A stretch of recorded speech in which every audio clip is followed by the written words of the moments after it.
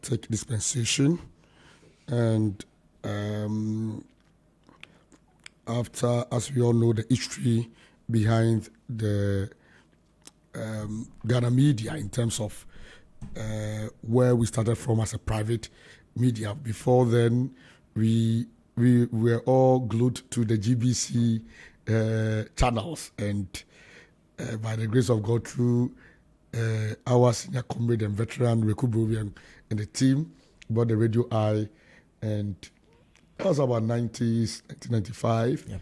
And here we are today, as you just mentioned, over 500 radio channels, because Accra alone has about almost 50-something.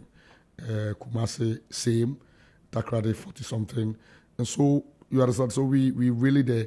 And even the numbers does not even include some of these community radio stations. Yeah. These are commercial radio stations we are talking about. And so, for me, Ghana media landscape is really growing, and I think that in the pluralistic media environment, we serve all interests, we serve all, we try to work hard to meet the expectations of the masses and all that, because when you look at our constitution, 1992 constitution, I believe that within the same period, the same Republican, because, we are in the fourth Republican under the 1992 constitution. Yeah. And why the fourth Republican? Because before 92, Ghana was seen to be more or less like a military, or should I say, autocratic state. And since we really embraced our democracy and being guided by the 1992 constitution, that actually made the media more or less describe the media as the fourth estate of the realm, meaning that, and it was really clearly spelled out in the constitution that nobody can be an impediment, nobody can be an obstacle, in the way of any individual group of people or persons who want to practice journalism in the country. So with the constitution which guides us, it means that now once you have the edge, once you have what it takes, the means and whatever. That is why you can see that there are a lot of mushroom institutions, stations, and all that, and because it has made, in fact, regulating the media landscape very difficult. But yet, it has also given opportunity for diverse view. It has also enhanced and deepened democracy. It has helped, like I said, to serve, because when we talk of pluralism, because what we are saying is that we take into consideration religious sentiments, social sentiment, cultural sentiment, political sentiment, and even in terms of fantasies like sport and all that. So most of these stations, I know a number of them, there are stations who only does religious programs. Exactly. You understand? There are stations who only does sports. There are stations for business. And so it means that all aspects, and you know that Ghana, we are very tolerant, religious tolerant. You wouldn't see Christian fighting with Muslim, because it's a secular state. This is Muslim fighting with Christian. We all sit on air and then discharge our duty, go scot-free and all that, regardless of, let me say, few occupational hazards we face, which current administration has really risen to the task and trying to fight the impunity, such impunity in the system. But for now, in my assessment, I can say that Ghana media landscape, if for nothing at all, is among the best, if not the best in Africa, among the best in Africa, at least the top three. Could we have too many media houses at any point in time in this country? Of course, that is where we find ourselves, because I think that the political infiltration has also contributed to this. Because, you see, who controls the NCA? That is, you get it. The NCA is more like an autonomous body. You see, why would a country, a sovereign state like Ghana, of the NCA, separated from NMC? The NMC is, should I say, the mandated institution or body which is supposed to be regulating the operations or works of the media. Okay. Yet, they don't have, there's no act or there's no law in the Constitution that empowers them to discharge their work as such. So you find the NCA, National Communications Authority, doing this job. And the NCA, remember the NMC is an independent body, not under the influence of government or any politician. Because there are constituents that come together to form the NMC, which includes the Ghana Journalists Association. Now, notwithstanding, the NCA is should I say, an institution under the Ministry of Communication, an executive power. So if you have the executive or regulating the media space all the time, because I have been, like I said, as a young man, I was really the youngest MD or media conglomerate. And one of the things that we learned, especially during the migration from the DTT, yes, that is the digital telescra, yes, analog to digital telescra. What we realize is that, look, there are channels, there are bandwidth, like, let's say, the International Communication Authority. I see I've given Ghana, maybe our bandwidth is between 87 to 108. Where is 108? Now, this 108, Togo or other countries continue from there. The NCA decided to leave, let's say, 0.1 or 0.5. You get a 0.5 or maybe one space each. So that's why we can have 104.3, 104.7. The same NCA will manage to create space because it's under political influence. So if my government comes, there's no frequencies, there's no channels. I control the regulator. I get him. I also create my own. I'll make sure that I make space, at least for me to also secure some frequencies or lances to be able to operate. And so until we come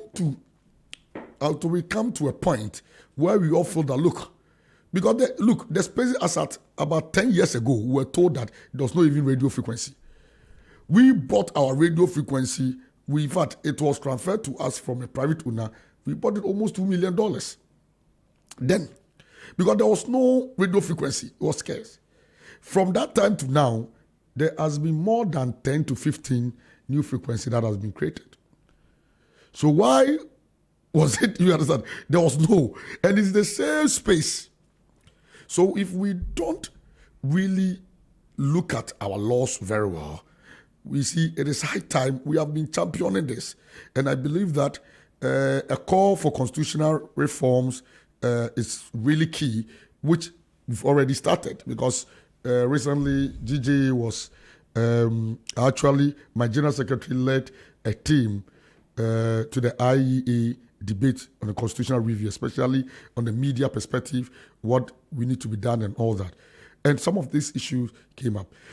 Powers, the authority and responsibility must be given to the NMC, which is the independent body.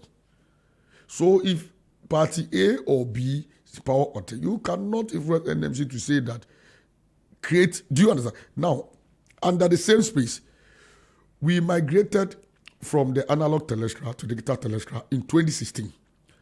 We had the timelines to finish this migration. The timelines was not supposed to even last for more than 2 years. You get it? In the worst case scenario, let's even give ourselves 4 years. We are in 2024. We are still piloting. We still haven't covered the 16 regions of Ghana. We are unable to even make money from those on the digital platform who were buying fuel, who were buying genset, who were buying transmitters, who were co-locating with other stations just to make sure that to expand their reach. Now you have a national platform national grid where you just connect to and then you are everywhere. But we have not covered the 16 regions. Aside even that, because this migration is not complete, we have now Ghana Television, GBC, also saying that, okay, now the digital television, national television is DTT2. We also have DTT1. We are not under the should I say the direction of the NCA. We have also created that. So if you are a station, you can also come to GBC for a frequency or for a license. Okay. You understand? Yes, you don't need to get license from NCA. Because this is GBC, these are channels. So we have given some out. These are rules. And it will shock you that the rate of DTT1 is even higher than the national grid. And so people run to hook up to. Because the DTT1 means that you don't need a digital bus or a set bus to tune in. If you have do we call it, is it the digital television, satellite TV, it shouldn't be fully digital. You can still tune into the DT1, the digital television one. We call it T1.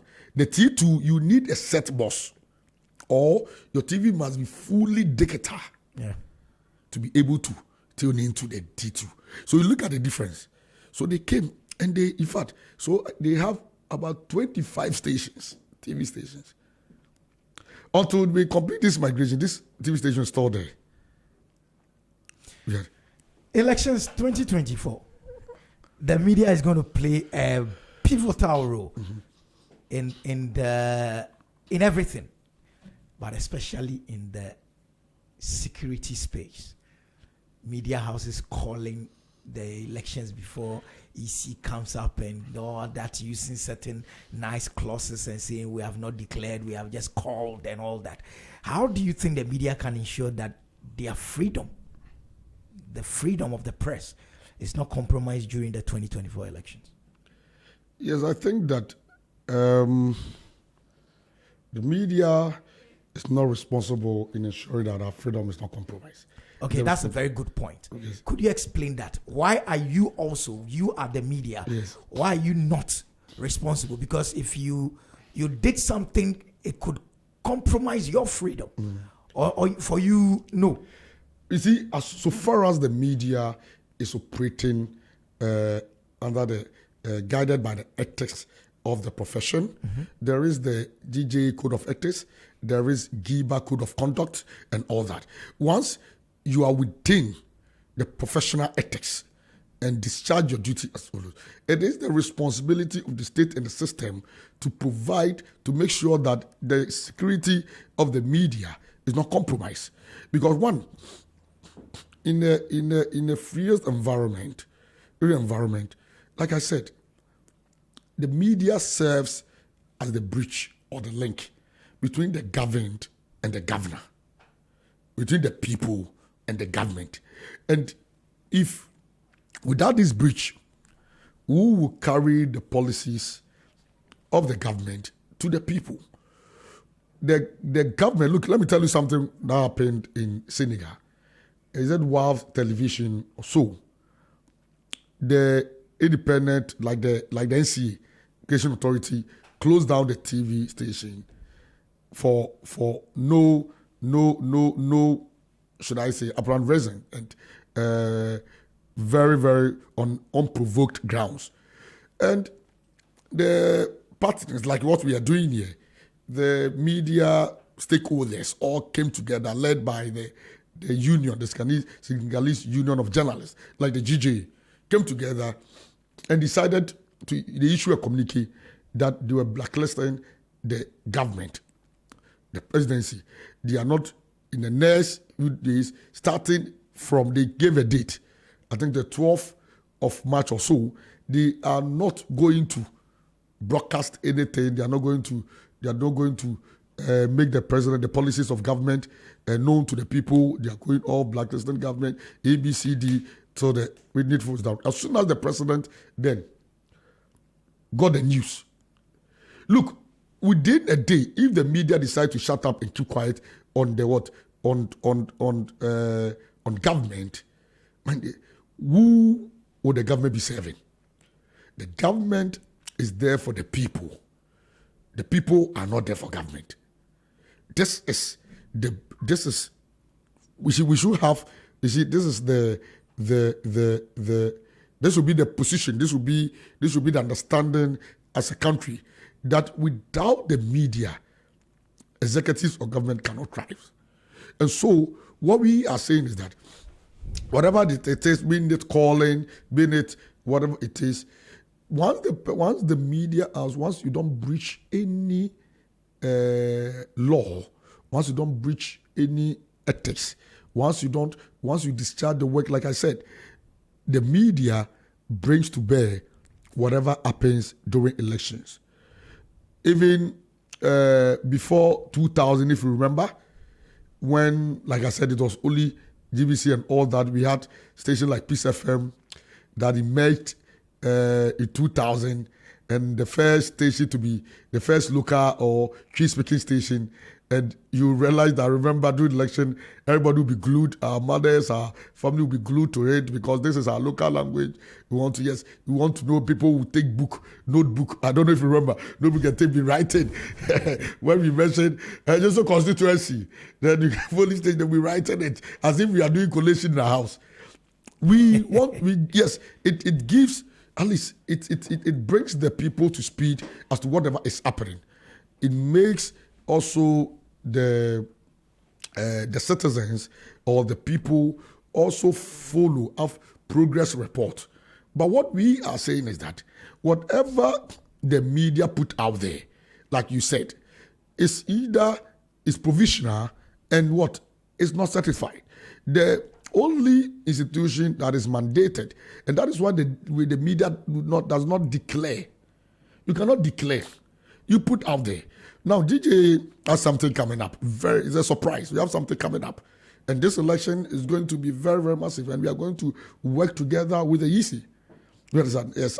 And so, I wouldn't want to break it here because it's all in the pipeline. Okay. So, very soon, the challenge of maybe that independent media house, should I say, coalition and all that, maybe it may end because we are going to have a centralized and where all the media can now.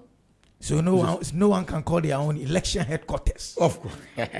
No, you see, being election headquarters, being election, there's a powerhouse, being Kokromoti house and all that, it's fine because at least, you see, people, we have the constitutional mandate to inform the people, to educate the people. And so, being the election quarter does not mean to collate results. Sending your people or releasing your people to the grounds, assigning your reporters to give grounds report, you understand, as to what is happening in each constituencies, each polling stations or electoral area, is very key. That report, the pre, during and after report is very important. Yeah. It is only not about we collate being the first to call result or to declare this. No. You see, and sometimes what helps is that when the media does this, it helps us to authenticate even the result the Electoral Commission comes out with. Okay, help us. Give us an idea of how this mechanism is going to work. I know you don't want to give us too much details, but give us a little. What is the system you are putting together that will be a surprise during this election? I've already said it's a surprise. So you want me to give? No, a little. No surprise. You can open a bit of the surprise. No, surprise is a surprise. You will see it. But what I want you to know is that at least we really want to have a centralized system. We really want to this time around. Under the current administration, we feel that it is important for us to work hand in hand and close with the Electoral Commission. We have donors and foreign partners who are willing to partner us, support us to put out a centralized system, which is something we are trying to come together. And like I said, I wouldn't want to give you the details. I only want to know you to know what exactly.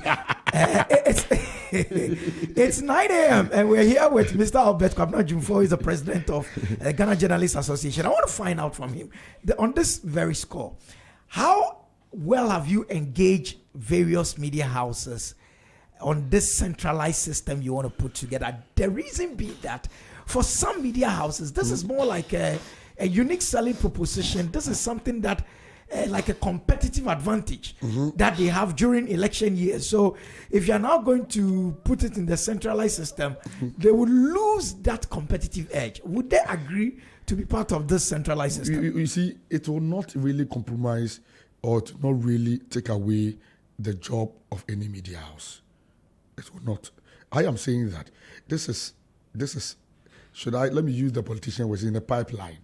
You understand? It's not something we have instituted. We are now initiating it, and like I said, it needs a lot of resources. It needs a lot of partnership support in doing that. And we are going to do this with all the media stakeholders. Like I said, going to do with all the media stakeholders. And I think that this will even help to even minimize cost. Because look, if I tell you how much media houses spend enriching every constituency and polling station. Look, constituency, we have about 275 constituencies, but we have over 30,000 polling stations. 30,000. To get a correspondent in each of them. Because if you really want a accurate report, I don't think that you can put one reporter or correspondent in one constituency, especially in the flashpoint or maybe you understand. Yeah. So what we want to say that this year's election is very crucial. We know the interest and the stakes. We know the stakes are very high, and we as the fourth estate and as the independent arm or organ of the state, we have the utmost responsibility to make sure that we make everything possible to guard our enviable democracy. The kind of democracy Ghana has enjoyed in the past, the kind of democracy that our forebears, our forefathers left for us, we need to guard and protect it. And in protecting that, I believe that the media needs to be seen as being very independent and professional in the discharge of our duty. The media needs to be seen as an institutional body which is positioned to even calm the nerves, soften the nerves of politicians when tempers are high. The media we shouldn't avail our platform. We shouldn't avail ourselves to be used as conduit in promoting a speech, to be used as conduit in propagating disinformation, misinformation. Okay. This is really trying time for us, because the next 6 months is really going to be tough. We know we are on the grounds. We have really been we pick intelligent. The tensions really rising. In fact, tension is mounting, and I think that we should just remain professional. Do the job as it is. Mm-hmm. We shouldn't turn ourselves to be referees or judges in our own court. As a press media, as a journalist, you are not supposed to be a judge. You are supposed to be informed. You put the issues out there. You leave the citizens, leave the populace to make their own judgment. But we have some of us. Yes, I should confess that there are still reckless journalists or maybe practitioners among us, and we turn ourselves to be the judges in our own court. We turn ourselves to be the referees in the field and all that. We are not. What we do is that you don't decide the game, you don't take decision, put it there, like Jerry is doing. Put the information there. You see, yes, educate our people, inform them, allow them to make an informed decision or judgment of their own. Okay, so let's also move on from this. This centralized system, that's the last question I'm asking on it, since you give me all the information. Are you doing this because you've realized that most of these media houses don't seem to have adequate resources to report elections correctly? Is that why this whole idea is coming in? Oh, not really. We believe that it's high time. We always have a post-elections conferences, post-elections discussions and all that. And we believe that not all media houses are really equipped You understand? Really resourced to do what other media does. How many media houses can even call elections? How many media houses can even collate result? Only few. So if you are talking about out of 500 and something, you will not even get more than 10 media houses can do that. What about the rest? They have viewers, they have listenership, they have audience, let me put it that way. And they serve a certain constituency. And so such constituents also need to know what is happening. And so if you allow the only time where they say that you are okay because you will get media as A, media as B. So what of people who cannot tune into the media as A?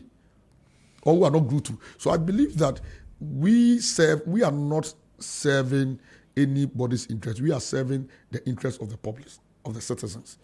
And there's something we call the citizen must know. And that even under the current situation, at a point or at a time when the traditional media has come under siege because of the emergence of the new media and the threats of the new media and other media, people still fall on the traditional media for credible reportage. Of course. They fall on the... So we need to also be professional enough. We need also be armed with information so that we can be able to serve the population, can be able to serve the people, especially during this election. Yeah. There's so many training going on. Very soon we will be embarking on training on fact checking and all that. We have started a nationwide training for journalists on election for peaceful discourse and all. So, Jerry, I think that once we are able to deliver, or once we're able to get this central system put together, or once the steps we are taking really falls on positive ground, it means that it is going to serve the interest of all. Exactly. We have this. It's a stakeholder something. You see, and just as we've been doing recently when we went hard on some dishonorable politicians and individuals who have been attacking us, we have come together. Now, look, let me tell you, the media is more united than before. Even though there are cracks, we agree. You cannot get it 100%, but we are more united. In fact, compared to, look, gone were the days. Can you blacklist a minister of state and get the full support of the media or massive support of the media? It doesn't happen. But through extensive engagement, consultation, all stakeholders, we have now come together. We share the same conviction. We move together. We do things together. And so I believe it's the same way we will go.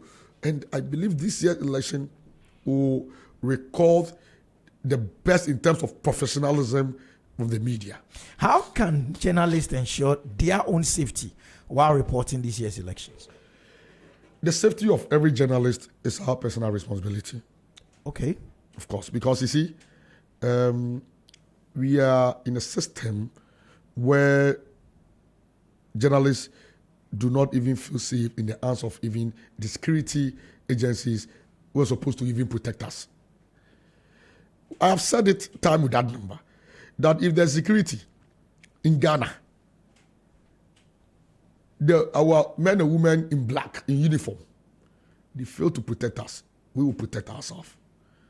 And that is why we are saying that if anybody thinks that they can be hostile to the media during this election time, we will also be hostile to them. But that cannot come from the GJ president. Jerry, we have laced our boots.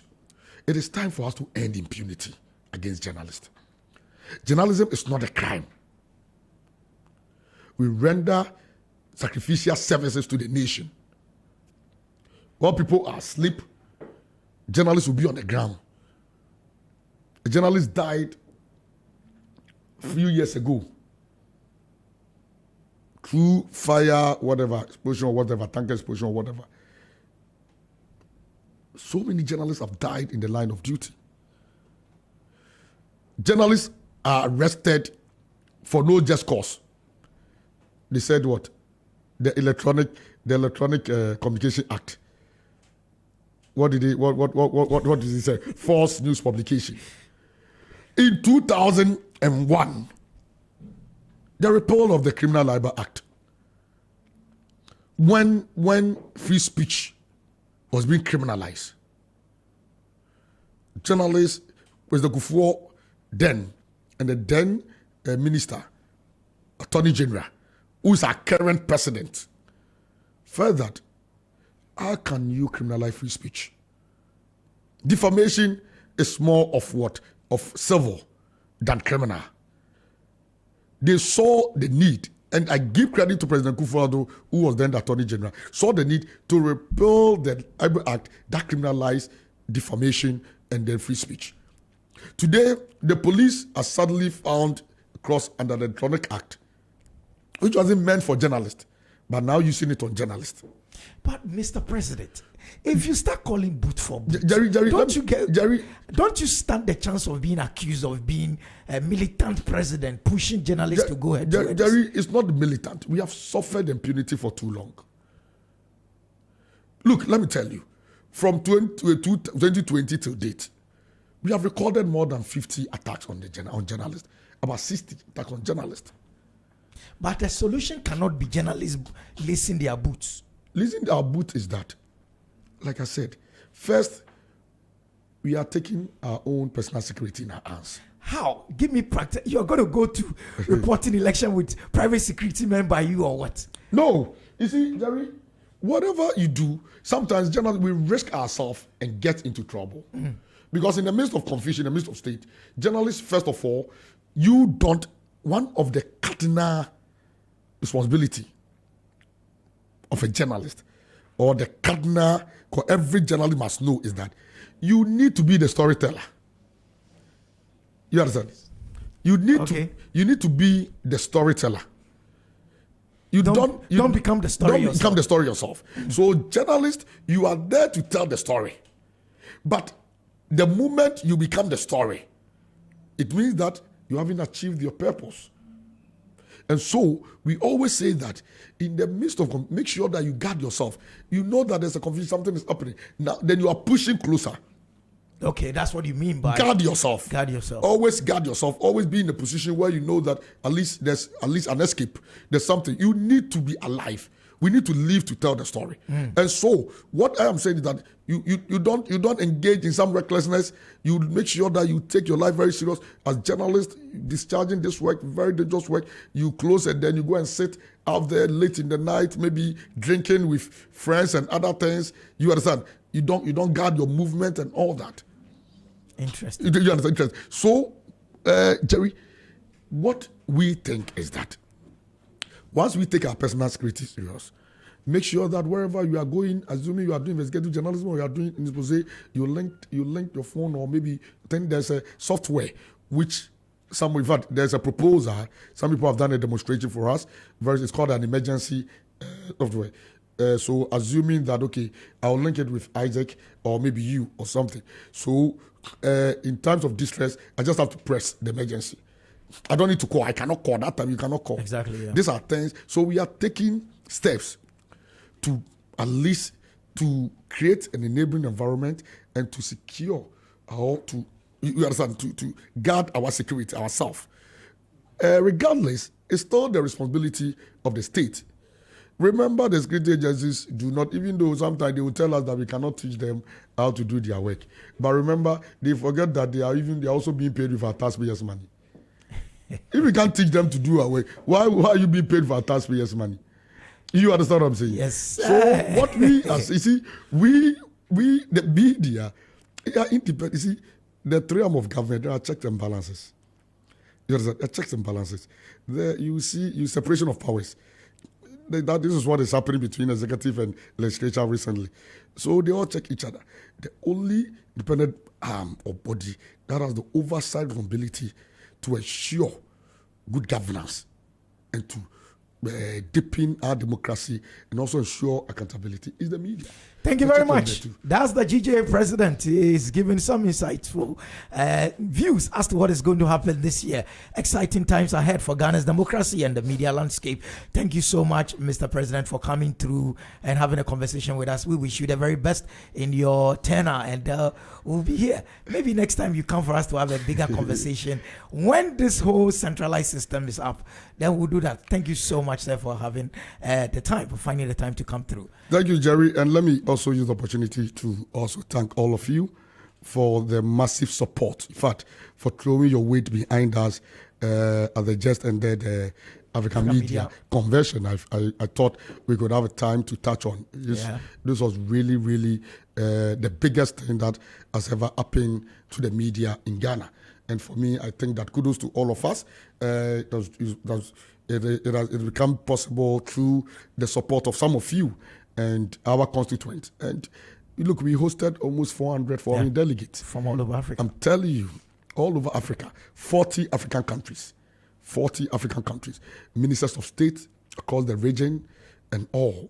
Diplomats, about 98 diplomats from UNESCO, AU, FPM, and all that. And so I think that we should tap ourselves because, in fact, Ghana's democracy is really growing. Ghana's media landscape is really becoming more proactive and vibrant. And in fact, the whole Africa is now talking about us. It was massive, and I would say that I thank the local organizing committee. I thank the media in Ghana. I thank all our constituents who actually supported to make this a memorable one. And let me also end by saying that if you don't have the temperature or the capacity to accommodate journalists during this election time, stay away from us. If you don't have the capacity or temperature to accommodate journalists, stay away. Allow us to do our work. But, Jerry, if you step on our toes. Here we go. If you step on our toes. Here we go. Of course, this is the time to end impunity. I am also urging my colleagues to be very circumspect, to be very professional at all times, not to go below the standards. This is an election year. Sentiments are very high.